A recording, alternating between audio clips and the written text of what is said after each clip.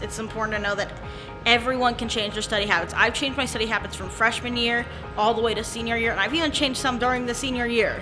Refine it while you have a chance, make mistakes, ask questions.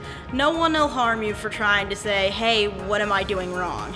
I think it's also really important to interact with your faculty members. If you're stressed about an upcoming deadline, you don't feel like you managed your time well, regardless of the reason, if you reach out and talk with your professors, they're willing to help work with you and figure something out for you to get what you need out of the course. Figure out what type of environment will help you focus is very important. For me, I need some certain white noise. So I tend to study in a public place. It may be a little bit too loud for you, so if you quiet space, you can study in the library. It's a perfect place. So the things you have to test and then figure out which place works for you. One of my big study tips is be able to get enough sleep. I definitely set a bedtime for myself. I know I'm an adult, but it works, trust me.